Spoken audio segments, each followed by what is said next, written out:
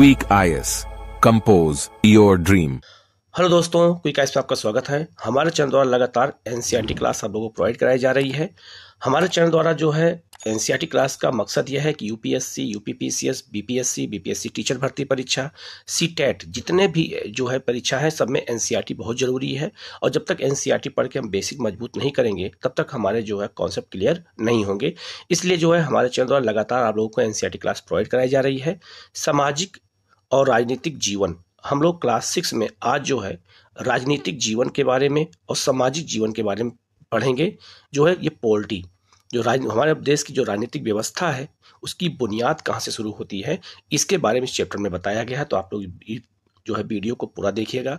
कहीं कोई डाउट होता है कमेंट करके पूछेगा, उसका जवाब आपको दिया जाएगा। ठीक है, हम लोग शुरू करते हैं सीधे जो है लेसन की ओर। और पहले विषय सूची को देखेंगे कि विषय सूची में हमें क्या क्या पढ़ना है।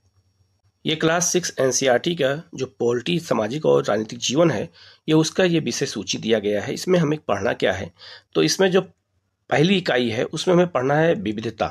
विविधता की समझ पढ़नी है। इसमें कुछ चीज़ें बहुत इंपॉर्टेंट है वो बताना है, बाकी चीज़ें उससे बहुत इंपॉर्टेंट नहीं है। जो इंपॉर्टेंट बताएंगे, हमारा देश विविधता और भेदभाव है। विविधता भी है और हमारे देश में भेदभाव है, तो उसके बारे में कुछ हम चीज़ें यहाँ पर देखेंगे। इसके बाद है सरकार। सरकार का गठन क्या होता है, सरकार क्या होती है, सरकार बार बार शब्द आता है ये, तो बेसिक चीज यहाँ बताया गया है कि सरकार होती क्या है। इसके बाद है इसमें आगे स्थानीय सरकार और प्रशासन। जो स्थानीय सरकारें होती हैं और उनका जो प्रशासन है उनके बारे में। तो स्थानीय सरकार में हम किसको रखते हैं, पंचायती राज व्यवस्था को रखते हैं, जिसमें गाँव और शहरों के जो है सरकारों, वहाँ के प्रशासन की जानकारी, तो बेसिक जो चीज़ें हैं उसमें इस चैप्टर में बताया गया है। और आजीविकाएं, ठीक है, जैसे ग्रामीण क्षेत्र में आजीविका क्या है, शहरी क्षेत्र में क्या है, तो इनमें जो कुछ चीज़ें इंपॉर्टेंट है उसके बारे में बताएंगे। और बहुत इंपॉर्टेंट जो चैप्टर है इसको अच्छे देखेगा तो क्लास 6, 7, 8, 9, 10, 11, 12 सारी एनसीईआरटी आप लोगों को प्रोवाइड मैं करा दूंगा, बिल्कुल वीडियो के माध्यम से। जहाँ जरूरत पड़ेगी वहाँ पे मैं एटलस का यूज करूँगा, डायग्राम का यूज करूँगा, जिससे वो चीज़ें आपको अच्छे से समझ में आ जाएँ। ठीक है, पहला चैप्टर है विविधता क्या होती है। तो हमारा जो देश है वो जात के आधार पर, धर्म के आधार पर, रहन सहन, खान पान, बोली, हर आधार पर हमारे यहाँ विविधता पाई जाती है। ये उसी के बारे में एक जो है भूमिका के रूप में दिया गया है कि विविधता होती क्या है। और हमारा देश जो है क्या है, तो विविधता में एकता रखता है। तो इसका मतलब कि इसका अर्थ क्या होता है ये भी हम यहाँ पर जानेंगे। ठीक है, शुरू करते हैं हम लोग। यहाँ लिखा है विविधता की समझ। विविधता की समझ क्या होती है इसके बारे में बताया गया। तो एक क्लास, यहाँ पे एक इंट्रोडक्शन दिया गया है, इसको एक बार आप पढ़ लीजिएगा। एक क्लास में बच्चे जो होते हैं वो अलग अलग धर्म के, अलग अलग भाषा के, रहन सहन, उनकी भाषा, बोली, त्यौहार सब अलग अलग होता है, फिर भी वो एक देश में रहते हैं। इसका मतलब है कि भारत एक देश में विविधता के साथ लोग रहते हैं, एकता के साथ रहते हैं विविधता होने के बावजूद। तो ये उसी की एक समझ है जो बच्चों को बताई जा रही है कि विविधता होती क्या है समाज में। तो यहाँ लिखा हुआ है, आगे बढ़ते हैं। इसमें जो है कुछ चीज़ें इसमें नहीं है ऐसा, ठीक है। तो यहाँ पे आगे बढ़ते हैं हम लोग, ये सब आप पढ़ लीजिएगा। इसमें ऐसा कुछ नहीं है जो बताया जा लायक है, एक कहानी के रूप में केवल यहाँ पर दिया गया है। ठीक है, तो इसको पढ़ लीजिएगा। जो बहुत इंपॉर्टेंट चीज़ है उसी को मैं यहाँ पे मेंशन करूँगा, लेकिन जैसे जैसे एनसीईआरटी में आगे बढ़ेंगे वैसे वैसे हमें चीज़ें अच्छी मिलती चली जाएंगी। तो ये कहानी की ओर दी गई है, इसको आप लोग पढ़ लीजिएगा। इसमें ऐसा कुछ नहीं है जो बताया। जैसे यहाँ पे हम पढ़ लेते हैं, यहाँ देखिए लिखा है विविधता हमारे जीवन को कैसे समृद्ध बनाती है। तो लिखा है जैसे समीर एक और समीर दो दोस्त बने, ठीक है, ठीक वैसे ही आपकी भी सहेलियां होंगी। मतलब एक कहानी बताई जा रही है बच्चों को। ठीक है, आपने शायद अपने घर में अलग तरह का खाना खाया होगा, उनके साथ अलग त्योहार मनाए होंगे, उनके कपड़े पहनकर देखे होंगे और थोड़ी बहुत उनकी भाषा भी सीखी होगी। तो हमारे यहाँ विविधता किस रूप में है, चाहे वो धर्म हो, जाति में हो, त्योहारों में हो, कपड़ों में हो, रहन सहन में हो, भाषा में हो, ठीक है, खान पान में हो। इसी विविधता को यहाँ पर एक इंट्रोडक्शन के रूप में बताया गया है। इसको एक समझ बताई गई है कि बच्चों में क्या समझ होनी चाहिए, उसी को लेकर के यहाँ पर इस चैप्टर में बताया गया। तो इस चैप्टर में ऐसा कुछ नहीं है कि जो बहुत ज़्यादा इंपॉर्टेंट हो। जैसे यहाँ पे दिया हुआ है भारत में विविधता, तो भारत विविधताओं का देश है। हम विभिन्न भाषाएं बोलते हैं, विभिन्न प्रकार का खाना खाते हैं, अलग अलग त्योहार मनाते हैं और भिन्न भिन्न धर्मों, ठीक है, भिन्न भिन्न धर्मों का पालन करते हैं। लेकिन गहराई से सोचे तो वास्तव में हम एक ही तरह की चीज़ें करते हैं, केवल हमारे करने के तरीके क्या हैं, अलग अलग हैं। हम यहाँ लिखा है हम विविधता को कैसे समझे, तो लिखा है करीब सवा 200 वर्षों पहले जब रेल, हवाई जहाज, बस और कार हमारे जीवन का हिस्सा नहीं थे, तब भी लोग संसार के एक भाग से दूसरे भाग की यात्रा करते थे। वो पानी के जहाज, घोड़ों और ऊंट पर बैठ करके या फिर पैदल चल के। तो उस समय जब हमारे यहाँ यातायात की सुविधा नहीं थी तब भी लोग जाते थे, ठीक है, यात्रा करते थे।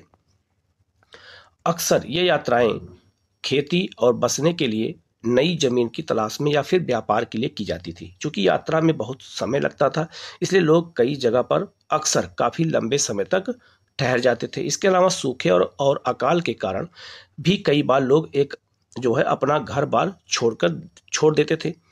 उन्हें जब पेट भर खाना नहीं मिलता था तो वे एक नई जगह बस जाते थे। कुछ लोग काम की तलाश में या कुछ लोग युद्ध के कारण भी अपने घर को छोड़ देते हैं। युद्ध को के कारण हो, चाहे आपका आपदा हो, चाहे आपका रोजगार हो, इसी कारण लोगों का पलायन होता है। तो इस जो पैराग्राफ में इसमें ये हमें समझ में आया कि लोग एक जगह से दूसरी जगह पलायन क्यों करते हैं, उसे कई कारण बताए गए हैं, ठीक है। तो ऐसे ही जब हम चीजों को पकड़ते हैं तो हमारा बेसिक मजबूत होता चला जाता है। आगे है, लोग जब कई जगह में बसना शुरू करते हैं तो उनके रहन सहन में थोड़ा बदलाव आ जाता है। जैसे बहुत से लोग बिहार के आते हैं दिल्ली में, तो दिल्ली में आते हैं तो कुछ अपना कल्चर बिहार का तो याद रखते हैं, लेकिन कुछ दिल्ली के तौर तरीके भी वो क्या करते हैं, सीखना पड़ता है उनको, क्योंकि वहां उनको सर्वाइव करना है, रहना है।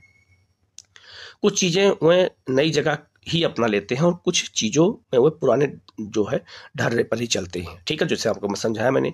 इसी तरह उनकी भाषा, भोजन, संगीत, धर्म आदि में नए और पुराने का मिश्रण होता चला जाता है। बहुत अच्छा एग्जाम्पल है, बिहार के लोग मान लो दिल्ली चले आए, यूपी के लोग मान लो दिल्ली चले आए, तो ये लोग क्या करते हैं, अपना भी संगीत सुनते हैं और साथ में यहाँ का। तो कई बिहार के लोग मैंने देखा है कि वो पंजाबी गाना भी सुनते हैं दिल्ली में, और अपना बिहारी गाना भी सुनते हैं, जो उनका भोजपुरी गाना आता है। तो क्या हुआ, वो एक मिश्रण हो गया, भाषा में मिश्रण हो गया, बोली में मिश्रण हो गया, धर्म में मिश्रण हो गया। अब यहाँ गए जब नए जगह पे तो नए नए धर्म के लोग मिले, तो वहाँ पे उनका रहन सहन थोड़ा क्या हो गया, बदल गया। उनकी संस्कृति और नई जगह भी की संस्कृति में आदान प्रदान होता है और धीरे धीरे एक मिश्रित यानी मिली जुली संस्कृति बन जाती है। तो हमारा सबसे अच्छा एग्जाम्पल अगर मिली जुली संस्कृति का है तो दिल्ली है। दिल्ली में कहा जाए, दिल्ली को मिनी इंडिया कहते हैं, और दिल्ली में हर भाषा, धर्म, जाति, त्योहार, अलग अलग धर्म के लोग यहाँ दिल्ली में पाए जाते हैं, इसलिए दिल्ली को मिनी इंडिया कहते हैं। आगे लिखा है, अगर अलग अलग क्षेत्रों का इतिहास देखें तो हमें पता चलता है कि किस तरह विभिन्न सांस्कृतिक प्रभावों ने वहां के जीवन और संस्कृति को आकार देने में योगदान दिया। इस तरह के कई क्षेत्र अपने विशिष्ट इतिहास के कारण विविधता संपन्न हो जाते हैं। ठीक इसी प्रकार लोग अलग अलग तरह की भौगोलिक परिस्थितियों से किस प्रकार सामंजस्य बैठाते हैं, उससे भी विविधता उत्पन्न होती है। उदाहरण के लिए समुद्र के पास रहने वाले और पहाड़ी इलाकों में रहने वाले में बड़ा फर्क होता है, बिल्कुल होता है।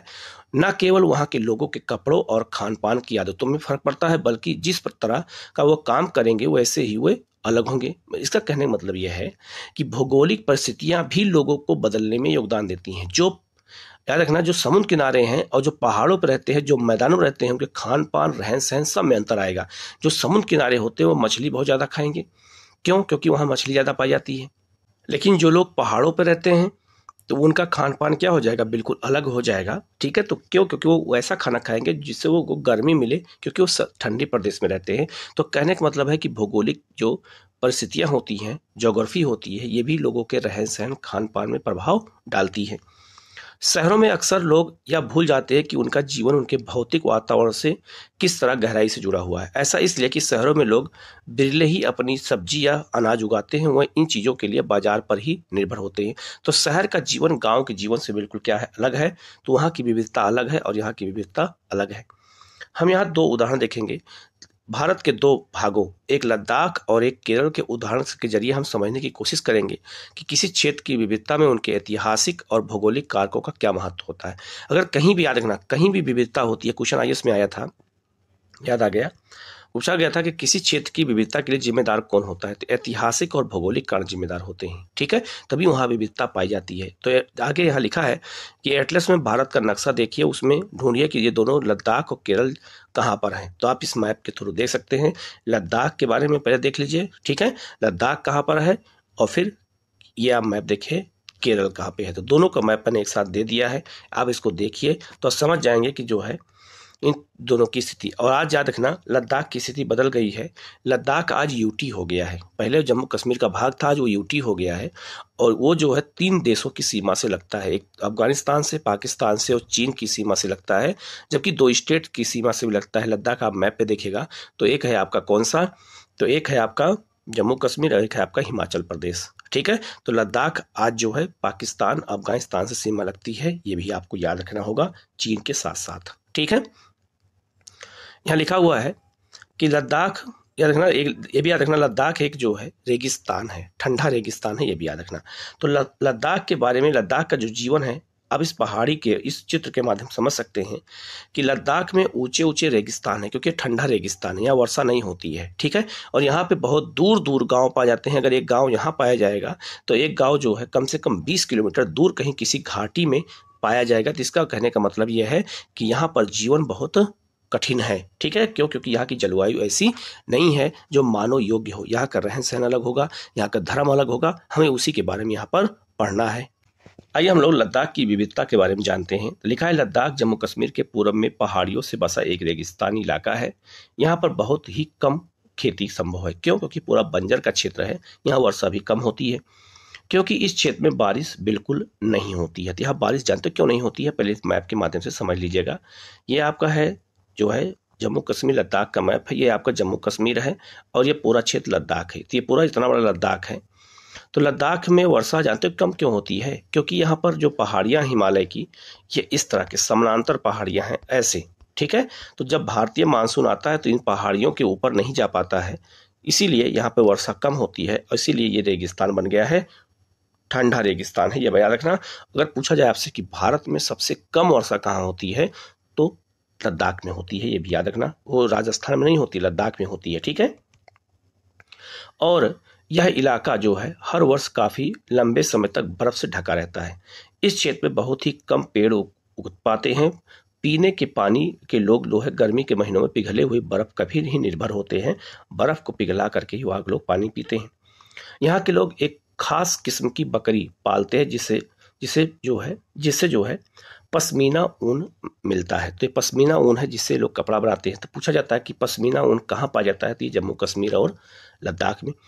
यह ऊन कीमती है, इसलिए पश्मीना साल बड़ी महंगी होती है। लद्दाख के लोग बड़ी सावधानी से इस ऊन को इकट्ठा करके कश्मीर के व्यापारियों को बेचते हैं। अब आपको समझ में आ गया कि रहन सहन के स्तर में पहला अंतर हमें क्या दिखाई दिया।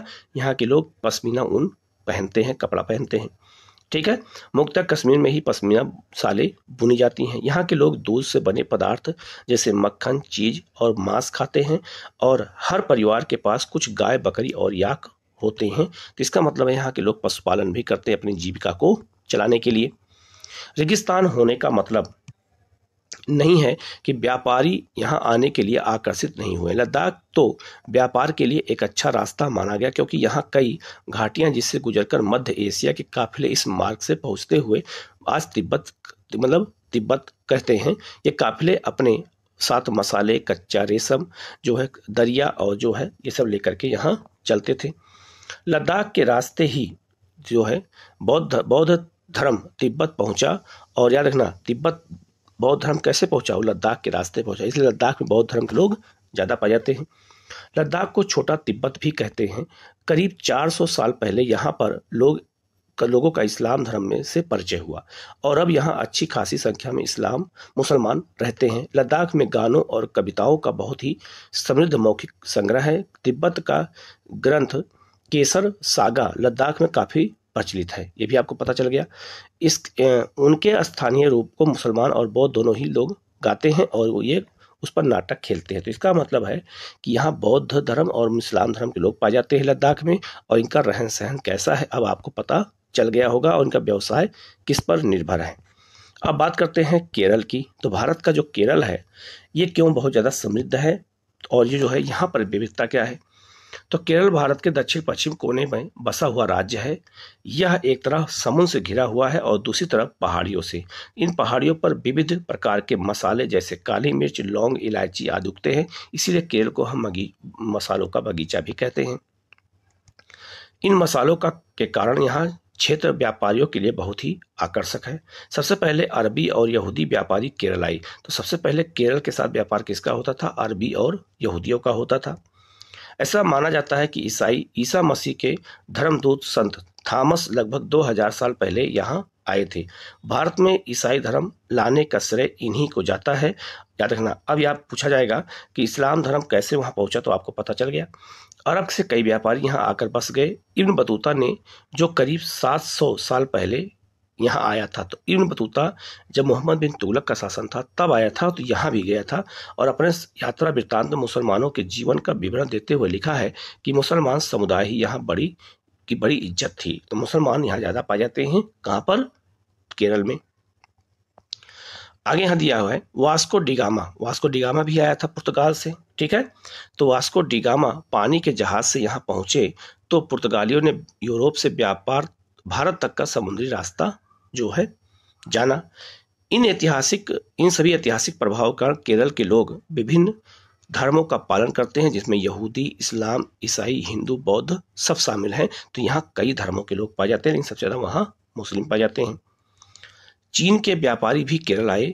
यहाँ पर मछली पकड़ने के लिए जो जाल इस्तेमाल किए जाते हैं वो चीनी जालों से हूबहू मिलते हैं। उन्हें जो है क्या कहते हैं? चीना वाला कहते हैं, जो जिसे मछली पकड़ते हैं, ठीक है। ये देखिए आप मछली पकड़ने के लिए देखो ये लोग व्यवस्था कर रहे हैं जो है। इसके अलावा तलने के लिए लोग जो बर्तन इस्तेमाल करते हैं उसे चीना चट्टी कहते हैं। इसमें चीन शब्द का इस बात को इशारा करता है कि उनकी उत्पत्ति वहाँ हुई होगी।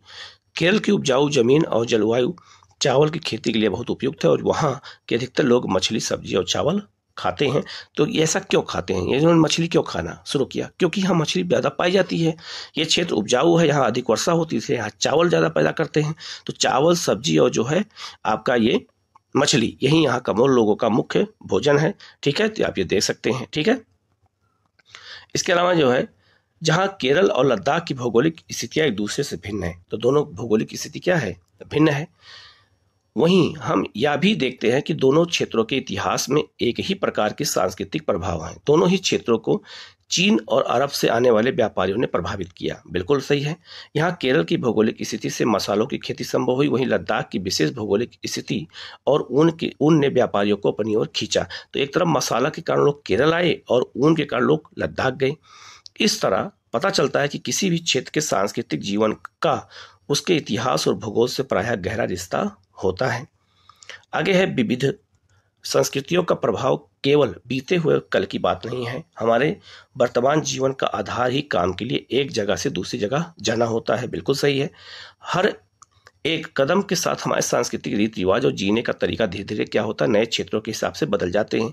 जहां हम पहुंचते हैं ठीक उसी तरह अपने पड़ोस में हम अलग अलग समुदाय के लोगों के साथ रहते हैं। अपने रोजमर्रा के जीवन में हम मिलजुल करके काम करते हैं, एक दूसरे के रीति रिवाज और परंपराओं में घुल मिल जाते हैं। तो जब कोई कहीं रहता है तो उनकी संस्कृति, उनकी परंपराओं को धीरे धीरे वो सीख लेता है। विविधता में एकता, यही हमारे देश का मूल मंत्र है। हम विविधता में हैं लेकिन एक हैं। सब एक ही संविधान, एक झंडे, एक भारत को हम लोग मानते हैं और सब एक शब्द में हम भारतीय कहलाते हैं। यहाँ लिखा है भारत की विविधता और अनेकता को उसकी ताकत का स्रोत माना गया है। जब अंग्रेजों का भारत पर राज था तो विभिन्न धर्म, भाषा, क्षेत्र की महिलाओं और पुरुषों ने अंग्रेजों के खिलाफ मिलकर लड़ाई लड़ी। भारत के स्वतंत्रता संग्राम में अलग अलग प्रवेशों, जाहिर सी बात है हमारे स्वतंत्रता संग्राम में अलग अलग प्रवेशों के लोग शामिल थे। उन्होंने एकजुट होकर के आंदोलन किया, इकट्ठे जेल गए और अंग्रेजों का अलग अलग तरीकों से विरोध किया। अंग्रेजों ने सोचा था कि वे भारत के लोगों में फूट डाल सकते हैं क्योंकि उनमें काफ़ी विविधताएं हैं। तो अंग्रेजों ने फूट डालो राज करो की नीति क्यों अपनाया? क्योंकि उनको मालूम था कि भारत के लोग विविधता में भरे हुए हैं, ये आपस में एक नहीं हो सकते और दुनिया में एकमात्र एक भारत देश है कि इतनी विविधताओं के होने के बावजूद भी लोग एक संविधान में विश्वास करते हैं और एक भारतीय नागरिक कहलाते हैं। ठीक है, तो अंग्रेजों की चाल यहाँ क्या हो गई? आज सफल हो गई। ठीक है, और इस तरह उनका राज चलता रहा। तो उन्होंने इसका लाभ भी उठाया, इस विविधता का लाभ भी उठाया उन्होंने, ये भी देखा जाएगा। मगर लोगों ने दिखला दिया कि वो एक दूसरे से चाहे कितने भी भिन्न हो, अंग्रेजों के खिलाफ लड़ी जाने वाली लड़ाई में वो सब एक हैं। आज भी हम आपस में कितना भी लड़ें, लेकिन जब देश की बात आती है तो हम जो है एक साथ खड़े हो जाते हैं, यही हमारी सबसे बड़ी विशेषता है। ठीक है, तो इस चैप्टर में इसी चीज़ों के बारे में बताया गया है। यहाँ पे जलियांवाला बाग हत्याकांड के बारे में एक जो है रोचक जानकारी दी गई है, इसको भी हम लोग यहाँ देख लेते हैं। जो ये गीत गाया गया है, ऊपर यहाँ एक गीत लिखा हुआ है, ठीक है, लिखा है ये गीत, मैं एक लाइन पढ़ देता हूँ। लिखा है, दिन खून के जो है हमारे प्यारे न भूल जाना, खुशियों में अपनी हम पर आंसू बहा के जाना। एक गीत गाया गया था, एक गीत की पहली लाइन मैंने पढ़ा दिया है, तो क्या है आगे देखते हैं। यहाँ लिखा हुआ है, यह गीत अमृतसर में हुए जलियांवाला बाग हत्याकांड के बाद गाया गया था।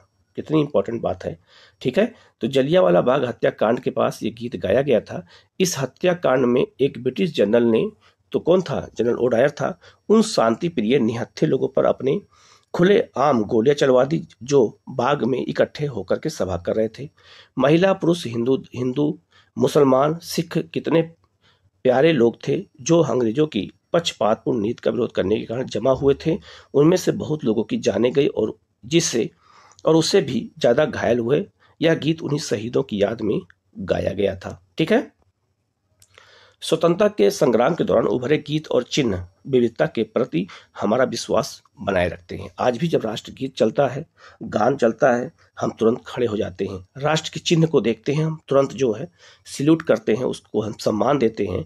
यही हमारे जो है विविधता के प्रति विश्वास को पैदा करता है। क्या आप भारतीय झंडे की कहानी जानते हैं? स्वतंत्रता संग्राम के दौरान ही भारत के झंडे की परिकल्पना जो है की गई थी। तो आज जो हमारा तिरंगा झंडा है, ये उसी समय की परिकल्पना की गई थी। इस झंडे को सारे भारत में लोगों ने अंग्रेजों के खिलाफ इस्तेमाल किया था। जवाहरलाल नेहरू ने अपनी किताब भारत की खोज में, डिस्कवरी ऑफ इंडिया में लिखा कि भारतीय एकता कोई बाहर से थोपी हुई चीज नहीं है, बल्कि यह बहुत ही गहरी है, जिसके अंदर अलग अलग तरह के विश्वास और प्रथाओं को स्वीकार करने की भावना है। इसमें विविधता को पहचानना और प्रोत्साहित किया जाता है। यह नेहरू ही थे जिन्होंने भारत की विविधता का वर्णन करते हुए अनेकता में एकता का विचार हमें दिया था। तो नेहरू का विचार था, उन्होंने अपने डिस्कवरी ऑफ इंडिया में बात कही थी कि अनेकता में एकता क्या होता है। ठीक है, जो ऊपर दूसरा चैप्टर है विविधता और भेदभाव। तो विविधता क्या है मैंने समझाया, आगे भी बढ़ेंगे हम इसमें। और भेदभाव क्या होता है और भेदभाव किस स्तर से हमारे समाज को जो है एक बुराई की ओर ले जा रहा है, और हमारे समाज में ये बुराई को समाप्त करना बहुत जरूरी है, जो परिवार से शुरू होता है और समाज और देश तक चल रहा है। ठीक है, यहाँ लिखा है कि हम क्या हैं और हम कैसे हैं, यह कई चीजों पर निर्भर करता है। हम कैसे रहते हैं, कौन सी भाषाएं बोलते हैं, क्या खाते हैं, क्या पहनते हैं, कौन से खेल खेलते हैं और कौन से उत्सव मनाते हैं, इन सब पर हमारे रहने की जगह, भूगोल और इसके इतिहास का असर पड़ता है। अगर भूगोल ही हमें जो है कपड़े पहनना, कौन से कपड़े पहनना ये सिखाता है, कौन सा खाना खाना है, कौन सा खेल खेलना है, और ये हमारा इतिहास, यही जो दो चीजें हैं जो हमारे विविधता के लिए बहुत महत्वपूर्ण है। अब इतने ही लाइन में आपको बहुत बड़ा मैसेज दिया गया है कि अगर भूगोल और इतिहास हमारा ठीक ना हो तो हम जो है विविधता के लिए हम चीजों को नहीं देख सकते हैं। आगे यहाँ लिखा हुआ है, अगर आप संक्षेप में भी निम्नलिखित बिंदुओं पर ध्यान दें तो भी यह अंदाजा लग जाएगा कि भारत कितनी विविधताओं वाला देश है। विश्व में, संसार में 8 मुख्य धर्म हैं। भारत में उन 8 धर्मों के अनुयायी यानी मानने वाले रहते हैं। मतलब यहाँ 8 मुख्य धर्म है दुनिया में और सब भारत पाए जाते हैं। यहाँ 1600 से ज्यादा भाषाएं बोली जाती हैं। ठीक है, और जो लोगों की मातृभाषाएं हैं, इसका मतलब है कि यहाँ 1600 से अधिक भाषाएं भारत में बोली जाती हैं और अधिकांश मातृभाषाएं हैं। यहाँ 100 से भी ज्यादा तरह के नृत्य किए जाते हैं। तो ये सब विविधता का लक्षण है। यह विविधता हमारे हमेशा खुश होने का कारण नहीं बनती है। हम उन लोगों के साथ सुरक्षित और अस्वस्थ महसूस करते हैं जो हमारी तरह के दिखते हैं। जाहिर सी बात है, ठीक है, जो हमारी तरह दिखते हैं उनके साथ थोड़ा सा ज्यादा कंफर्टेबल तो रहते ही हैं। बात करते हैं कपड़े पहनने, हमारी तरह सोचते हैं। कभी कभी जब हम ऐसे लोगों से मिलते हैं जो हमसे बहुत भिन्न होते हैं तो हमें बहुत से अजीब और अपरिचित लग सकते हैं। कई बार हम समझ ही नहीं पाते हैं कि जान ही नहीं पाते हैं कि वह हमसे अलग क्यों हैं। लोग अपने से अलग दिखने वाले लोगों के बारे में खास तरह की राय बना लेते हैं। बहुत से लोग ऐसे हैं कि जो दूसरे से नफरत करते हैं। मान लो जैसे बहुत से लोग हैं बिहार के लोगों से नफरत करते हैं, कई लोग हैं उत्तर भारत के लोगों से नफरत करते हैं, कई लोग हैं उत्तर पूर्वी भारत के लोगों से नफरत करते हैं। तो ये एक तरह की धारणा बना लेते हैं, लेकिन ऐसा नहीं करना चाहिए। ठीक है, यहाँ एक पूर्वाग्रह दिया गया है। पूर्वाग्रह में दो जगहों की तुलना की गई है, ग्रामीण और शहरी लोगों का। तो ग्रामीण लोगों में देखिए विशेषता क्या है ग्रामीण लोगों की, आधे से ज्यादा ग्रामीण भारतीय गांव में रहते हैं। गांव के लोग आधुनिक प्रौद्योगिकी का इस्तेमाल करना पसंद नहीं करते हैं, बिल्कुल है। फसल की बुआई कटाई समय परिवार के लोग खेतों में 12 से 14 घंटे काम करते हैं। ग्रामीण लोग काम की तलाश में शहरों की ओर जो है पलायन भी कर जाते हैं रोजगार के लिए। लेकिन शहरी जीवन क्या कहता है? शहरी जीवन बहुत बड़ा आसान होता है। यहाँ के लोग बिगड़े हुए और आलसी होते हैं। शहरों में लोग अपने परिवार के सदस्यों के साथ बहुत कम समय बिताते हैं क्योंकि बिजी रहते हैं। शहरी लोग केवल पैसे की चिंता करते हैं, लोगों की चिंता नहीं करते हैं। लेकिन गांव में लोग पैसा कम और अपनी इज्जत ज्यादा देखते हैं। शहरों में रहना बहुत महंगा पड़ता है, लोगों की कमाई का एक बहुत बड़ा हिस्सा किराए और आने जाने में ही खर्च हो जाता है। तो शहरों की विविधता अलग है और गांव की विविधता अलग है। यहाँ लिखा है इनमें से कुछ कथन ग्रामीण लोगों को अज्ञानी की तरह देखते हैं, जबकि शहर में रहने वाले लोगों को आलसी, सिर्फ पैसे से सरोकार रखने वालों की तरह देखते हैं। जाहिर सी बात है, जब हम किसी के बारे में पहले से कोई राय बना लेते हैं तो उसे हम अपने दिमाग में बैठा लेते हैं, उसे हम पूर्वाग्रह कहते हैं। ये बहुत डेंजरस विचार है। बहुत से लोग क्या करते हैं, दूसरे के बारे में एक पूर्वानुमान लगा लेते हैं, पूर्वाग्रह रख लेते हैं कि ये व्यक्ति बेकार होगा ही। लेकिन जब उससे हम बात करते हैं तब पता चलता है कि नहीं, ये व्यक्ति तो अच्छा था। कभी कभी हम जिसको अच्छा मानते हैं, पूर्वाग्रह हमारा अच्छा कि बहुत अच्छा व्यक्ति है, लेकिन जब वो कभी कभी जब उसके साथ रहते हैं, मिलते हैं, तब मालूम चलता है ये तो बहुत ही जो है अच्छा व्यक्ति नहीं है। ज्यादातर यह राय नकारात्मक होती है। जैसा कि कथनों में दिया गया है, लोगों को आलसी और कंजूस मानना भी एक पूर्वाग्रह है। लोगों को आलसी और कंजूस भी बहुत ज्यादा मानते हैं, वो भी क्या है, एक पूर्वाग्रह है। लोग अपने अंदर धारणा ऐसा बना लेते हैं।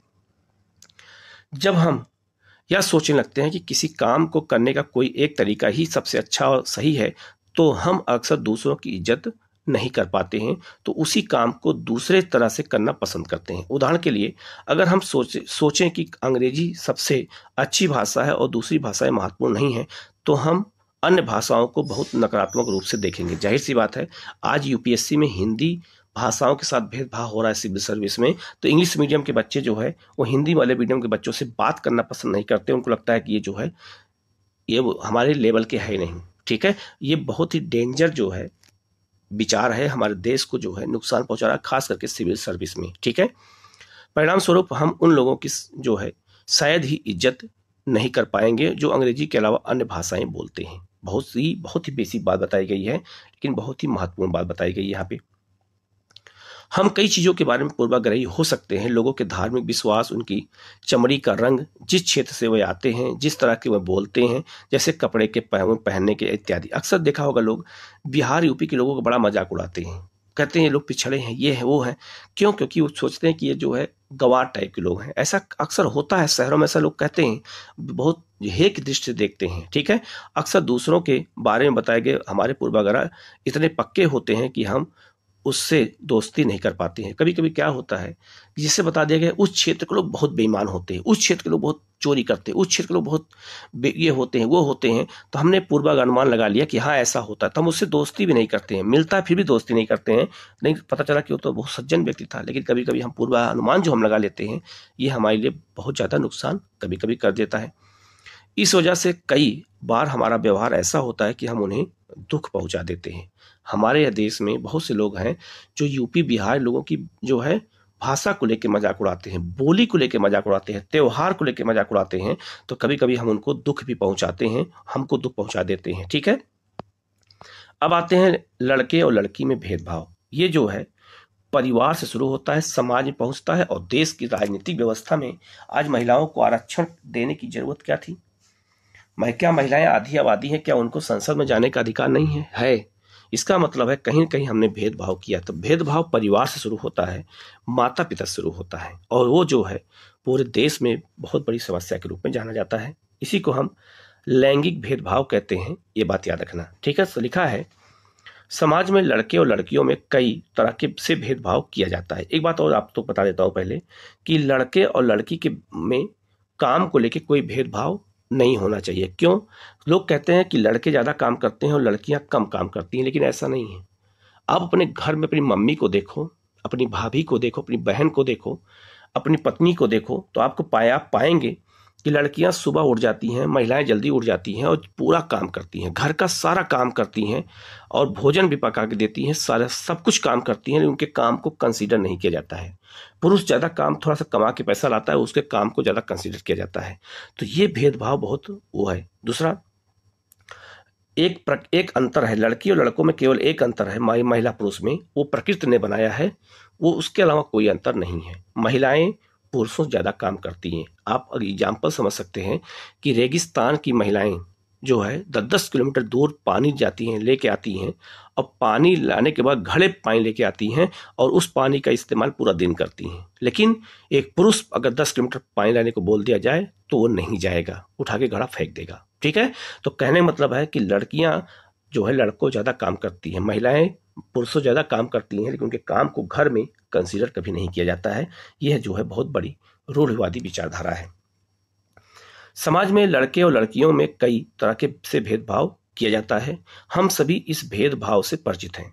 एक लड़का या लड़की होने का अर्थ क्या होता है, इसमें जो है आप में से कई लोग कहेंगे कि हम लड़के हैं या लड़की हैं की तरह जन्म लेते हैं, या तो ऐसे ही होता है, जिसे सोचने वाली क्या बात है।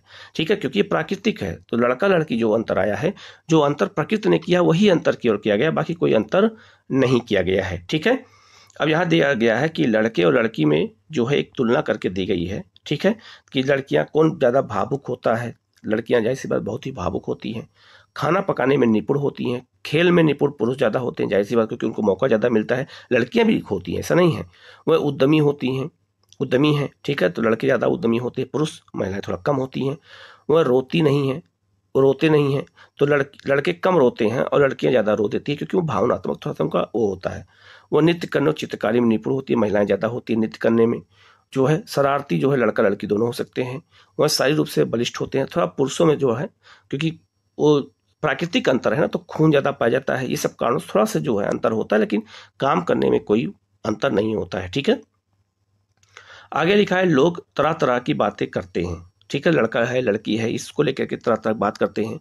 हम दूसरे से कितने अलग दिखते हैं ये कोशिश करते हैं। ठीक है, क्या उसका दिमाग सही है, ये सब चीज़ें एक कहानी के रूप में बताई गई हैं, तो इसको थोड़ा सा आप लोग एक बार पढ़ लीजिएगा। ठीक है, आगे बढ़ते हैं। लिखा है अगर हम इस कथन को लें कि वह रोते नहीं, तो आप देखेंगे कि यह गुण आमतौर पर लड़कों या पुरुषों के साथ जोड़ा जाता है। कहते हैं लड़के कम रोते हैं, थोड़ा दुख को छुपा लेते हैं। ठीक है, बचपन में जब लड़कों को गिर जाने पर चोट लग जाती है तो माता पिता और परिवार के अन्य सदस्य अक्सर यह कहकर चुप कराते हैं कि रो मत, तुम तो लड़के हो, लड़के बहादुर होते हैं, रोते नहीं हैं। ये लाइन आप सबने सुना होगा, ये अक्सर आपके माता पिता द्वारा सुना जाता है। तो आपने भेदभाव यहीं शुरू कर दिया, आप लड़के हैं, ठीक है, आप रोते नहीं हैं, बस यहीं से भेदभाव शुरू कर दिया।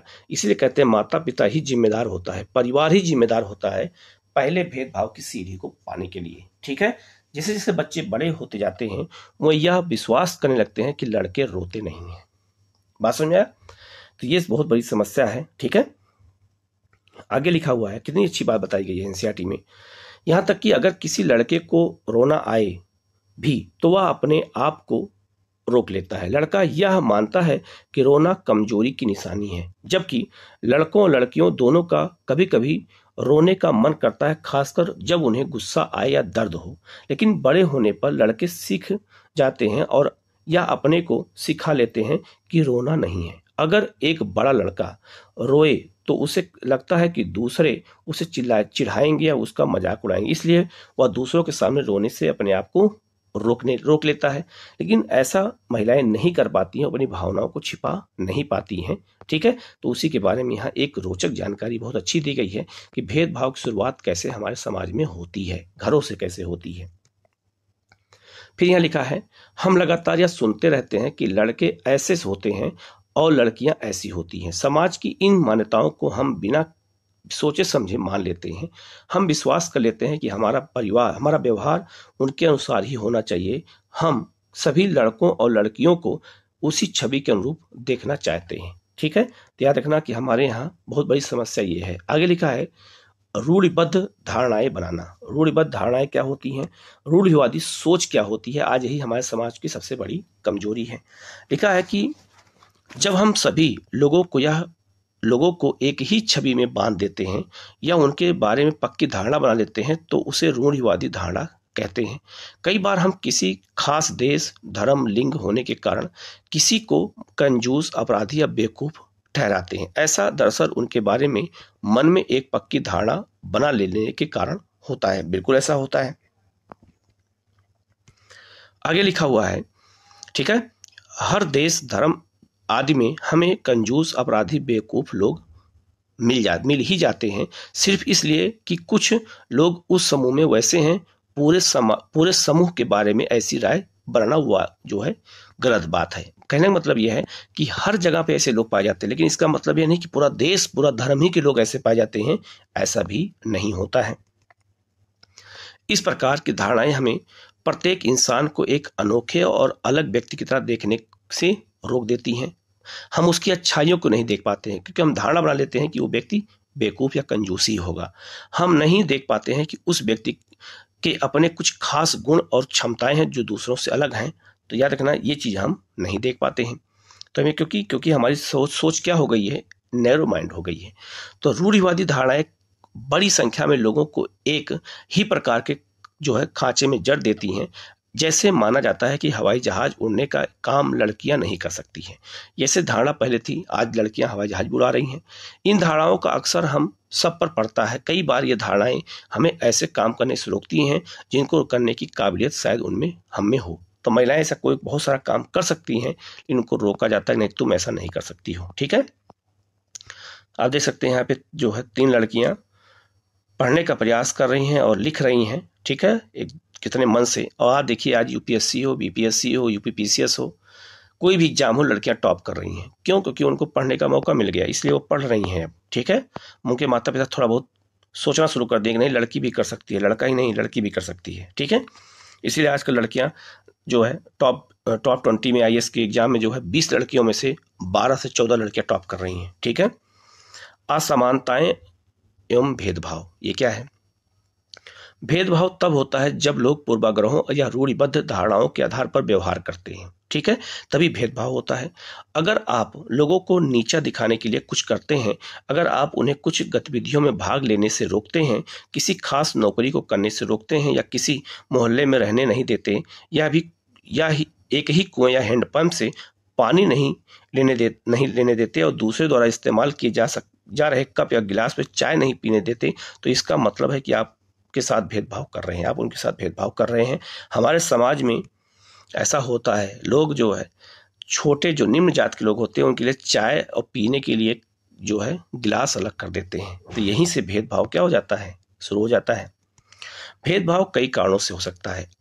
आप याद रखें कि पिछले क्लास में हमने समीर दो एक दूसरे से भिन्न थे। उदाहरण के लिए उनका धर्म अलग था, एक विविधता का पहलू था। ठीक है, पर यह भेदभाव का कारण भी बन सकता है। ऐसा तब होता है जब लोग अपने से भिन्न प्रथाओं और रिवाजों को निम्न कोटि का मानते हैं। तो अगर हम अपने से नीचे वाले को निम्न कोटि का मानेंगे तो हम उनके साथ भेदभाव करेंगे ही। दोनों समीरों में एक और अंतर उनकी आर्थिक पृष्ठभूमि था। समीर 2 गरीब जो है विविधता का पहलू, ठीक है, नहीं था, तो या तो असमानता है। बहुत लोगों के पास अपने खाने, कपड़े, घर की मूल जरूरतों को पूरा करने के लिए साधन और पैसे नहीं होते हैं। इस कारण दफ्तरों, अस्पतालों, स्कूलों आदि में उनके साथ भेदभाव किया जाता है। क्योंकि उनके पास सुविधाएं नहीं होती हैं तो उनको जो है स्कूलों में हर जगह उनके साथ भेदभाव होता है। हॉस्पिटल में जाइए आप, वहाँ भेदभाव होगा। मंदिर में भेदभाव होता है। मंदिर में जिनके पास पैसा होता है भगवान जल्दी मिल जाते हैं, जिनके पास पैसा नहीं होता उनके भगवान देर में मिलते हैं, लाइन लंबी लगानी पड़ती है। ठीक है, कुछ लोगों को विविधता और असमानता पर आधारित दोनों ही तरह के भेदभाव का सामना करना पड़ता है। एक तो इस कारण कि वह उस समुदाय के सदस्य हैं, उनकी संस्कृति को मूल्यवान नहीं माना जाता है। ऊपर से यदि वह गरीब है तो उनके पास अपनी जरूरतों को पूरा करने के लिए साधन नहीं है, तो इस आधार पर भी भेदभाव किया जा सकता है। ऐसे दोहरे भेदभाव का सामना कई जनजातियों, लोगों, धार्मिक समूहों और खास क्षेत्र के लोगों को करना पड़ता है। ठीक है, कितनी अच्छी बात यहाँ बताई गई है।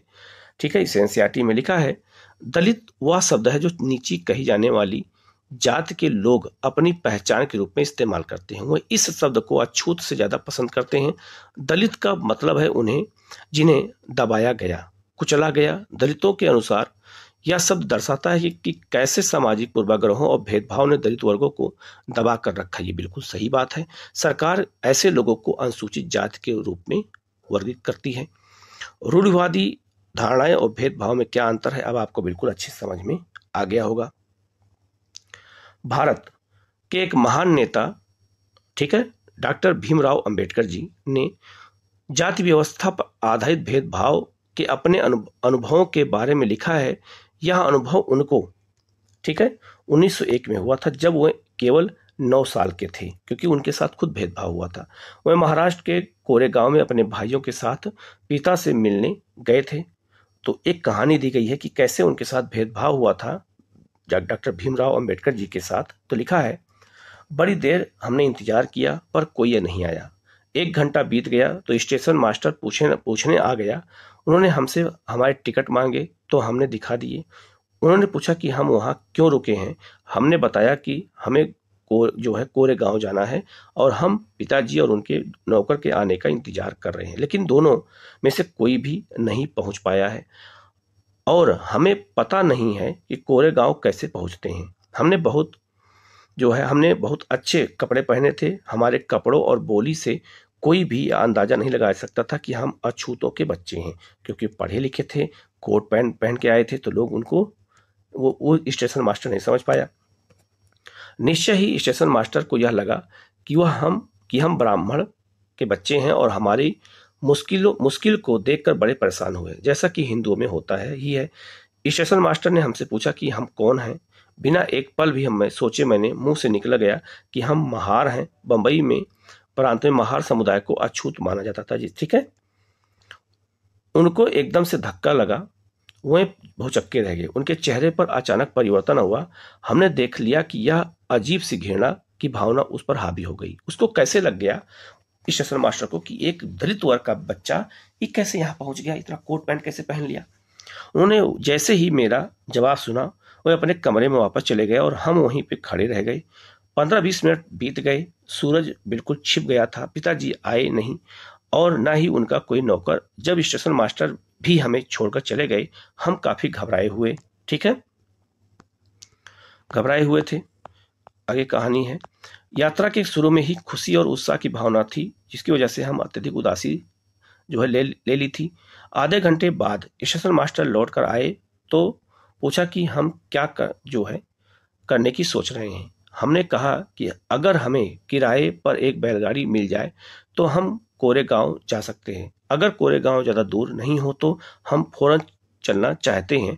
वहाँ किराए पर कई बैलगाड़ियाँ चल रही थी, लेकिन मैंने स्टेशन मास्टर को जो जवाब दिया वह हम महार हैं उसका पता आपको सबको चल गया। कोई भी गाड़ीवान अछूत वर्ग की सवारी को ले जाकर के अपने आप को गंदा और नीचा नहीं बनाना चाहता था। मतलब यह हुआ कि जब पता चल गया तो कोई भी उस समय निम्न वर्ग के लोगों को बैठाना भी नहीं चाहता था। कहाँ पर? अपनी गाड़ी पर। हम दुगना किराया देने को तैयार थे। मतलब ये पूरी कहानी अंबेडकर जी बता रहे हैं कि हम कैसे हमारे साथ भेदभाव हो रहा है एक पढ़े लिखने होने के बावजूद भी। और जब हमने जाति बताया तब हमारे साथ भेदभाव कैसे होने लगा। पर हमें एहसास हुआ कि बात पैसे से नहीं बन सकती। स्टेशन मास्टर जो हमारे लिए गाड़ीवानों से मोल तोल कर रहे थे चुपचाप खड़े हो गए। समझ नहीं आ रहा था कि हम क्या करें। ठीक है, ये स्रोत कहाँ से लिया गया है तो डॉक्टर अंबेडकर की याद रखना राइटिंग और स्पीचेज खंड की एक किताब है, वहीं से एक खंड को लिया गया है। उन्होंने अपनी कहानी के बारे में ये बात कही है। तो अंबेडकर जी ने बताया कि अगर हम जाति ना बताए होते तो हमारे साथ अच्छा व्यवहार होता। ठीक है, भीमराव अम्बेडकर के बारे में यहाँ देखिए लिखा है। डॉक्टर भीमराव अम्बेडकर जन्म कब हुआ था तो 1891 में और 1956 में इनकी डेथ हुई थी, को भारतीय संविधान के पिता और दलितों के सबसे बड़े नेता के रूप में माना जाता है। डॉक्टर अंबेडकर ने दलित समुदाय के अधिकारों के लिए लड़ाई लड़ी। उनका महार जाति में जन्म हुआ था जो अछूत मानी जाती थी। महार लोग गरीब होते थे, उनके पास जमीन नहीं थी, मतलब भूमिहीन थे वो लोग, ठीक है, जमीन नहीं थी, ठीक है, और उनके बच्चों को वही काम करना पड़ता था जो वे खुद करते थे। उन्हें गांव के बाहर रहना पड़ता था और गांव के अंदर जाने की इजाजत नहीं थी। यह महार जात के लोगों के लिए था। तो इतना भेदभाव अंबेडकर ने देखा, तभी अंबेडकर जी ने जो है आवाज उठाना शुरू किया। तो अंबेडकर अपनी जात के पहले व्यक्ति थे जिसने अपनी कॉलेज की पढ़ाई पूरी की और वकील बनने के लिए इंग्लैंड गए। उन्होंने दलितों को अपने बच्चों को स्कूल कॉलेज भेजने के लिए प्रोत्साहित किया। दलितों से अलग अलग तरह की सरकारी नौकरी करने को कहा ताकि वह जाति व्यवस्था से बाहर निकल सकें। जाहिर सी बात है, दलितों के मंदिर में प्रवेश के लिए जो कई प्रयास किए जा रहे थे उसका अंबेडकर ने नेतृत्व किया। उन्हें ऐसे धर्म की तलाश थी जो सबको समान निगाह से देख सके। जीवन में आगे चलकर उन्होंने धर्म परिवर्तन करके बौद्ध धर्म को अपना लिया, क्योंकि बौद्ध धर्म में जात व्यवस्था का कोई स्थान नहीं था। उनका मानना था कि दलित को जाति प्रथा के जो खिलाफ अवश्य लड़ना चाहिए और ऐसा समाज बनाने की तरफ काम करना चाहिए जिसमें सबकी इज्जत हो, ना कि कुछ ही लोगों की इज्जत हो। तो ऐसा समाज कौन चाहता था? तो डॉक्टर भीमराव अंबेडकर जी चाहते थे। ठीक है, आगे लिखा है, कल्पना करके देखिए कि यह कितना मुश्किल होगा अगर लोगों को एक जगह से दूसरी जगह जाने ना दिया जाए, या कितना अपमानजनक और दुखदाई होगा अगर लोग आपसे दूर दूर रहें, आपको छूने से मना करें और आपको पानी ना पीने दें। तो इसका मतलब है कि हमारे अंदर कहीं न कहीं गुस्सा रहेगा और हम अपने देश और अपने जो है समाज से प्रेम नहीं करेंगे, और ऐसे ही लोग जो है उग्रवादी बन जाते हैं और सरकारों से नफरत करने लगते हैं, समाज से नफरत करने लगते हैं। ठीक है, क्योंकि उनके साथ भेदभाव होता है। आगे बढ़ते हैं, समानता के लिए संघर्ष। समानता के लिए संघर्ष भी हुआ ब्रिटिश शासन काल के समय से ही। तो ब्रिटिश शासन से आजादी पाने के लिए जो संघर्ष किया था उसमें समानता के लिए, व्यवहार के लिए किया गया संघर्ष भी शामिल था। दलितों, औरतों, जनजातीय लोगों और किसानों ने अपने जीवन में जिस गैर बराबरी का अनुभव किया उसके खिलाफ उन्होंने लड़ाई लड़ी। जाहिर सी बात है, ऐसे ही लोगों के साथ जो है अन्याय हुआ है। ठीक है, जैसा कि पहले भी बात हुई है कि बहुत सारे दलितों ने संगठित होकर के मंदिर में प्रवेश पाने के लिए संघर्ष किया। ये समस्या दक्षिण भारत में ज्यादा थी। महिलाओं ने मांग की कि जैसे पुरुषों के पास शिक्षा का अधिकार है, वैसे उन्हें भी शिक्षा अधिकार मिले। किसानों और दलितों ने अपने आप को जमींदारों और उनकी ऊंची ब्याज की दर से छुटकारा दिलाने के लिए संघर्ष किया। ये हमारा इतिहास गवाह है। ठीक है, 1947 में भारत जब आजाद हुआ और एक राष्ट्र बना तो हमारे नेताओं ने समाज में व्याप्त कई तरह की असमानताओं पर विचार किया।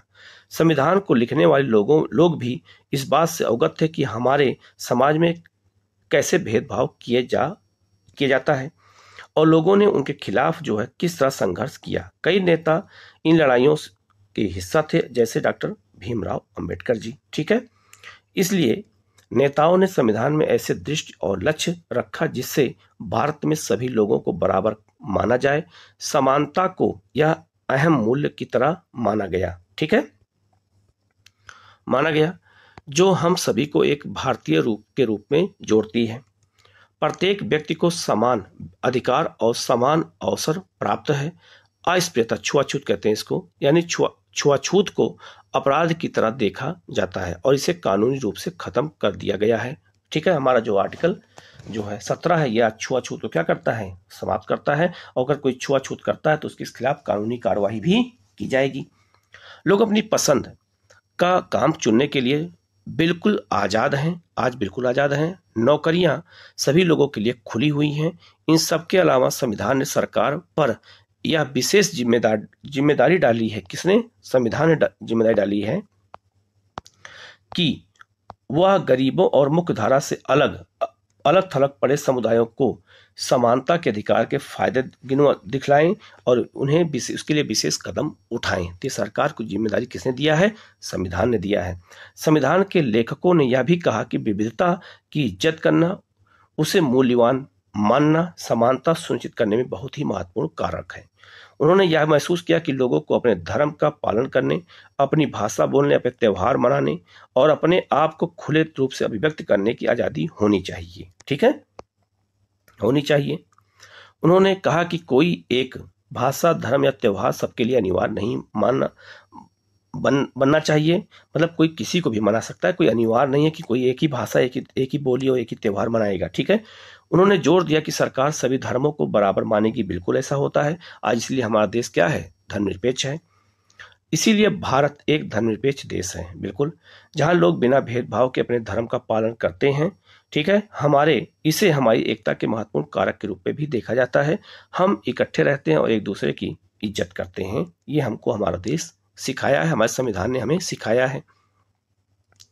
ठीक है, इस संविधान लिखने वाली जो समिति के सदस्य थे, ये उन्हीं का एक फोटो दिया गया है। ठीक है, जो संविधान की समिति थी, प्रकलन समिति जिसे कहते हैं, ये उसके सब सदस्य हैं। ठीक है, आगे लिखा है, हालांकि हमारे संविधान में इन विचारों पर जोर दिया गया, पर यह पाठ इसी बात को उठाता है कि असमानता आज भी मौजूद है। समानता वह मूल्य है जिसके लिए हमें निरंतर संघर्ष करते रहना होगा।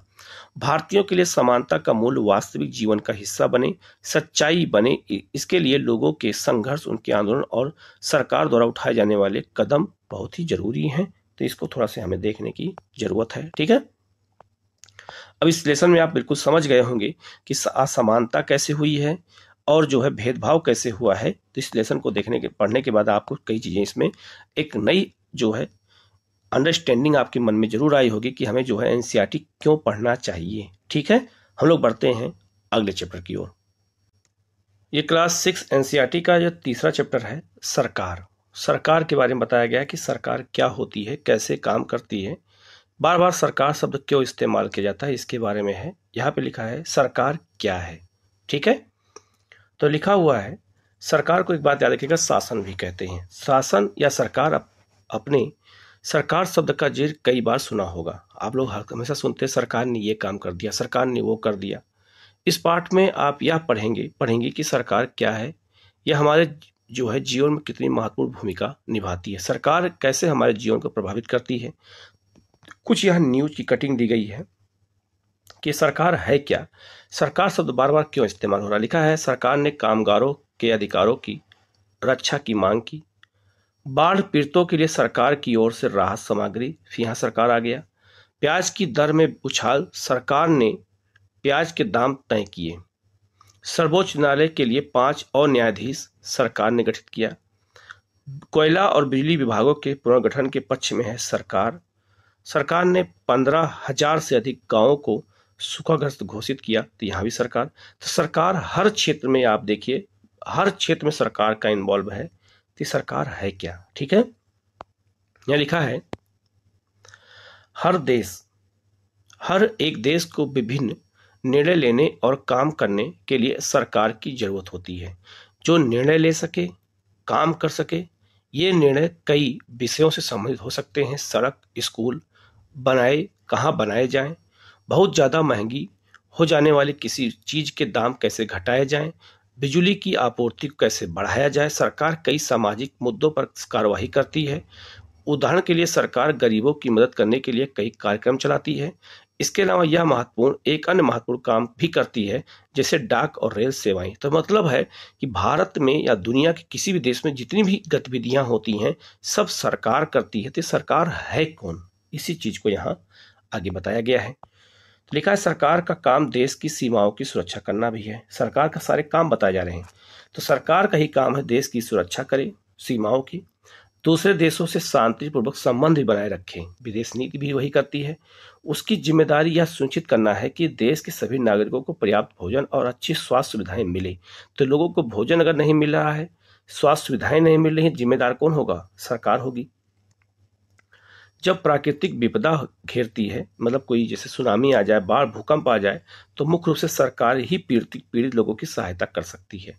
अगर कहीं कोई विवाद होता है, तो कोई अपराध करता है, तो लोग न्यायालय जाते हैं। न्यायालय भी सरकार का ही अंग होता है। ठीक है, तो इसका मतलब है कि लोग न्यायालय जाते हैं, वो भी सरकार का क्या है, अंग है। तो लिखा हुआ है आगे, शायद आपको यह जानकर आश्चर्य हो रहा होगा कि सरकार इतना सब कुछ कैसे काम कर सकती है, क्योंकि उसके बहुत सारे अंग होते हैं। और सरकार के लिए इन कामों को करना क्यों जरूरी है? जब लोग इकट्ठे रहते हैं और काम करते हैं तो कुछ हद तक या व्यवस्था की जरूरत होती है, जिससे जो है निर्णय आवश्यक निर्णय लिए जा सके। कुछ विषयों की जरूरत होती है जो सब पर लागू हो। उदाहरण के लिए संसाधनों के नियंत्रण और देश की सीमा की सुरक्षा की जरूरत होती है, ताकि लोग सुरक्षित महसूस कर सकें। लोगों के लिए सरकार कई तरह के काम करती है। वह नियम बनाती है, निर्णय लेती है और अपनी सीमा में रहने वाले लोगों पर उन्हें लागू भी करती है। ये किसका काम है? सरकार का काम है। यहाँ पर एक सुप्रीम कोर्ट का जो है दिया गया है, ये भी सरकार का अंग है। ठीक है, सुप्रीम कोर्ट भी, ये भी सरकार का अंग है। भारतीय पेट्रोलियम, ये भी सरकार का अंग है। भारतीय रेलवे, ये भी सरकार का अंग है। ठीक है, आगे लिखा है सरकार के स्तर क्या है। अब आपको पता है कि सरकार कितनी सारी अलग अलग चीजों के लिए जिम्मेदार है, तो क्या आप सोच सकती हैं कि सरकार ये सारे इंतजाम कैसे करती होगी? दरअसल सरकार अलग अलग स्तरों पर काम करती है। तो हमारे यहाँ राष्ट्रीय स्तर पे राज्य स्तर की सरकारें और राष्ट्रीय स्तर की सरकारें मिलकर काम करती हैं। स्थानीय स्तर का मतलब आपके गांव या शहर या मोहल्ले से है। राज्य स्तर का मतलब क्या होता है?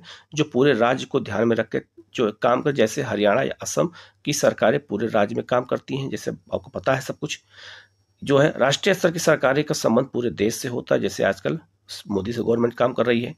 इस किताब में आप आगे चल के पढ़ेंगे कि स्थानीय सरकार कैसे काम करती है, आगे बताया जाएगा। और आगे की कक्षाओं में राज्य और राष्ट्रीय स्तर पर सरकारों के काम के बारे में भी आप लोग जानेंगे। यहाँ भारत का राजनीतिक दिया गया है। अब आप देख सकते हैं लद्दाख ये है, बिल्कुल लेटेस्ट मैप है। जम्मू कश्मीर, अलग अलग देखो राज्यों की सीमाएं दी गई हैं। तो ये जो है भारत के 36 राज्य हैं, जिसमें 28 राज्य और 8 यूटी हैं, उन्हीं के बारे में बताया गया। अंतर्राष्ट्रीय सीमा क्या होती है, राज्य स्तर सीमा क्या होती है, सबकी राजधानियां क्या हैं, यही आपका भारत का राजनीतिक मैप है। यही सब सरकारें अलग अलग चलती हैं। भारत की यही बंटवारा किया गया राजनीतिक स्तर पे। ठीक है, यहाँ पे दिया है प्रशासनिक संभाग। प्रशासनिक संभाग मतलब यह हो गया कि जो है भारत को कितने जिलों में बांटा गया है, ये उसको दिया गया है। तो आप देख सकते हैं कि पहले तो एक देश, फिर राज्य, राज्य के बाद अलग अलग जिले। आप देखिए सारे जिलों का यहाँ पर मानचित्र के माध्यम से दिया गया है। तो ऐसे ही सरकारों का काम किया जाता है। ठीक है, सरकार और कानून क्या है? सरकार कानून बनाती है। कहाँ बनाती है? पार्लियामेंट में। और देश में रहने वाले सभी लोगों को वह कानून मानने होते हैं। केवल यही वह तरीका है जिसे सरकार काम करती है। याद रखना, सरकार काम करने का सबसे आसान तरीका है कि जो कानून बना के सरकार बनाती है, वो कानून सबको मानना अनिवार्य है। और देश के सब लोग मानते हैं और सरकार इसी द्वारा काम करती है। सरकार के पास जैसे कानून बनाने की ताकत होती है, वैसे ही वह ताकत भी होती है कि लोगों को कानून मानने के लिए बाध्य करे। उदाहरण के लिए एक कानून जो यह है कि गाड़ी चलाने वाले के पास लाइसेंस होना चाहिए। ये सरकार ने कानून बना दिया है। अगर कोई लाइसेंस के बिना गाड़ी चलाते हुए पकड़ा जाता है तो उसे जेल की सजा काटनी होगी या जुर्माना भरना पड़ेगा। ये सबके लिए है। तो कानून क्या होता है? सबके लिए बराबर होता है।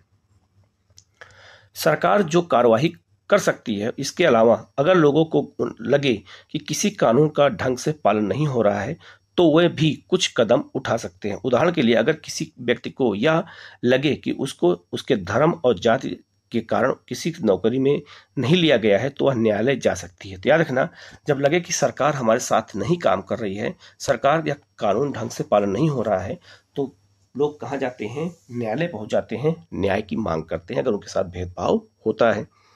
और यह दावा करती है कि कानून का पालन नहीं हो रहा है, तब न्यायालय आदेश देगा कि क्या कदम उठाने की जरूरत है। तो कौन आदेश देगा? तो यह आदेश जो है न्यायालय देगा। सरकार के प्रकार क्या होते हैं? सरकार को निर्णय लेने और कानून का पालन करवाने यानी उन्हें बाध्य करने की शक्ति कौन देता है? तो हमारा संविधान देता है। ये भी याद रखना। ठीक है, यहाँ लिखा है इस प्रश्न का उत्तर इस बात पर निर्भर करता है कि उस देश में कैसी सरकार है। ठीक है, सरकार के बारे में बताया। सरकार के प्रकार, लोकतंत्र में तो लोग ही सरकार को यह शक्ति देते हैं। मतलब कि लोकतंत्र में जनता ही वोट देकर के सरकार को यह शक्ति देती है कि आप शासन करें।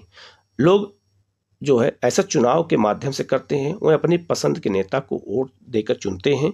एक बार चुन लिए जाने के बाद यानी यही जो है लोग सरकार बनाते हैं। ठीक है, जो लोग चुने जाते हैं जनता के प्रतिनिधि होते हैं, यही लोग सरकार बनाते हैं। और लोकतंत्र में सरकार को अपने निर्णयों और उठाए गए कदमों का आधार बताना होता है और सफाई देनी होती है, क्योंकि उनकी जिम्मेदारी है, क्योंकि जनता ने उन्हें चुना है तो जनता जवाब भी मांगेगी। दूसरी तरफ है एक दूसरी तरह की सरकार होती है जिसे हम राजतंत्रीय सरकार कहते हैं। एक तो लोकतंत्र सरकार है, एक राजतंत्र की सरकार है जहां पर राजा या रानी के पास निर्णय लेने और सरकार चलाने की शक्ति होती है। जैसे आपका जापान हो गया, जैसे आपका ब्रिटेन हो गया। राजा के पास सलाहकारों का एक छोटा सा समूह होता था जिससे वह विभिन्न मुद्दों पर चर्चा कर सकता था। अंतिम निर्णय लेने की शक्ति उसी के पास होती थी। किसके पास? तो राजाओं के पास होती थी। आप देख सकते हैं कि राजा के यहाँ दिया गया है चित्र, तो राजा ही कानून का निर्माता होता था और राजा ही सारा काम करता था। लोकतंत्र के समान राजतंत्र में राजा रानी को अपने निर्णय के आधार नहीं बताने पड़ते थे और ना ही अपने निर्णयों की सफाई देनी पड़ती थी। यहाँ सरकार को सफाई देनी पड़ती है कि हमने ये काम गलत क्यों किया, क्यों नहीं किया है, लेकिन राजा रानी को इस लोकतंत्र की सफाई देने की जरूरत नहीं है। आगे लिखा है लोकतांत्रिक सरकार क्या होती है। इसी को प्रजातांत्रिक सरकार भी कहते हैं, ये भी याद रखना। सरकार एक लोकतंत्र है। इस लोकतांत्रिक व्यवस्था को पाने के लिए हमने लंबी लड़ाई लड़ी है। संसार में और भी कई देश हैं जहां लोगों ने लोकतंत्र लाने के लिए संघर्ष किए हैं। ऊपर बताया जा चुका है कि लोकतंत्र का मुख्य बात यह है कि लोगों के पास अपने नेता को चुनने की शक्ति होती है। इसीलिए इस अर्थ को लोकतंत्र लोगों का एक शासन होता है। तो लोकतंत्र में जनता ही शासन का आधार मानी जाती है। लोकतंत्र में मूलभूत विचार यह है कि लोग नियमों को बनाने में भागीदार बनकर खुद ही शासन करें। आज के समय में लोकतांत्रिक सरकार को प्रायः प्रतिनिधित्व लोकतंत्र कहते हैं। प्रतिनिधि लोकतंत्र में लोग सीधे भाग नहीं लेते हैं। ठीक है, इसका मतलब है लोग अपने प्रतिनिधि चुनते हैं, सांसद और विधायक चुनते हैं, बल्कि चुनाव की प्रक्रिया के द्वारा अपने प्रतिनिधि को चुनते हैं। ये प्रतिनिधि मिल करके सारी जनता के लिए निर्णय लेते हैं। ठीक है, आजकल कोई भी सरकार अपने आप को तब तक लोकतांत्रिक नहीं कह सकती है जब तक वह देश के सभी वयस्क नागरिकों को वोट देने का अधिकार ना दे। तो आज सबको वोट देने का अधिकार मिला हुआ है। ठीक है, यहाँ आप देख सकते हैं मतदान हो रहा है और जो है देखो यहाँ हर वर्ग के लोग जो है, हर उम्र के लोग जाके वोट दे सकते हैं। यही हमारे देश का सबसे बड़ा पर्व माना जाता है। ठीक है, आगे लिखा है लेकिन हमेशा ऐसा नहीं था। क्या आप विश्वास कर सकती हैं कि एक समय ऐसा था जब लोकतांत्रिक सरकारें औरतों और गरीबों को चुनाव में भाग लेने नहीं देती थी। पहले हमारे यहाँ गरीब जो है, हमारे यहाँ भी और दुनिया के हर देशों में महिलाओं को वोट देने का अधिकार नहीं था और ना ही गरीबों को वोट देने का अधिकार था। अपने शुरुआती दौर में सरकारें केवल उन्हीं पुरुषों को वोट देती थी जो पढ़े लिखे थे और जिनके पास अपनी संपत्ति होती थी। इसका मतलब था कि औरतों, बच्चों और अशिक्षितों को वोट देने का अधिकार नहीं था। तो एक लंबी लड़ाई लड़ने के बाद यह अधिकार सबको मिला हुआ है। ऐसी स्थिति में देश उन्हीं नियमों के सहारे चलते थे जो गिने चुने पुरुष जो है बनाते थे। भारत में आजादी से पहले बहुत ही कम लोगों को वोट देने का अधिकार था। ऐसा था, बिल्कुल था।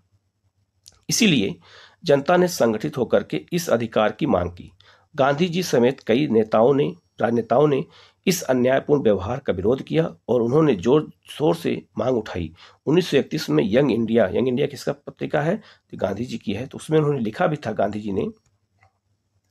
लिखते हुए गांधी जी ने कहा था कि मैं यह विचार सहन नहीं कर सकता कि जिस आदमी के पास संपत्ति है वह वोट दे सकता है, लेकिन वह आदमी जिसके पास चरित्र है पर संपत्ति या शिक्षा नहीं है वह वोट नहीं दे सकता है।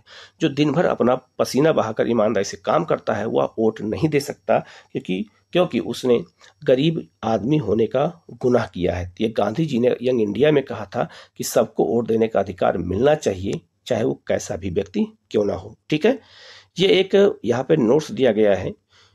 महिलाओं को वोट देने का अधिकार की मांग की गई थी। तो एक रोचक कहानी यूरोप और अमेरिका के बारे में दी गई है। लिखा है, संसार में कहीं भी सरकारों ने स्वेच्छा से अपनी शक्ति लोगों के साथ नहीं बांटी है। कभी भी शक्ति स्वेच्छा से लोग नहीं बांटते जब तक उसका विरोध ना किया जाए।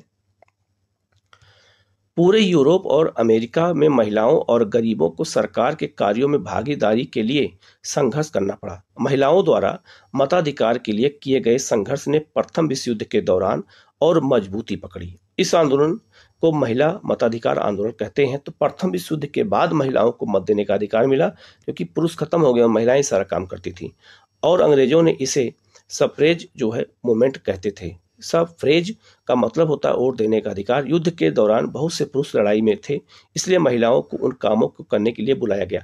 तो प्रथम विश्व युद्ध ने महिलाओं को जो है क्या दिया, एक अवसर दे दिया, और इसलिए महिलाएं हर क्षेत्र में काम करने लगी और अंत में महिलाओं का महत्व बढ़ गया और उन्हें वोट देने का अधिकार देना पड़ा। अंतिम लाइन यहाँ लिखा हुआ है, बाकी इसको पढ़ लीजिएगा। लिखा है अमेरिका में औरतों को वोट देने का अधिकार 1920 में दिया गया, जबकि इंग्लैंड में औरतों को अधिकार 1928 में दिया गया। इसका मतलब है कि वोट देने का अधिकार जो है बड़े बड़े देशों में बहुत बाद में मिला और हमें कब मिला, तो 1919 के अधिनियम के द्वारा भारत में महिलाओं को वोट देने का अधिकार दिया गया था। इसको याद रखना, ठीक है। तो इस लेसन में जो है इतनी महत्वपूर्ण बातें थी, मैंने बता दिया है, इसको देख लेना। कहीं कोई डाउट होता है कमेंट करके पूछ लेना, उसका जवाब आपको दिया जाएगा। हम लोग चलते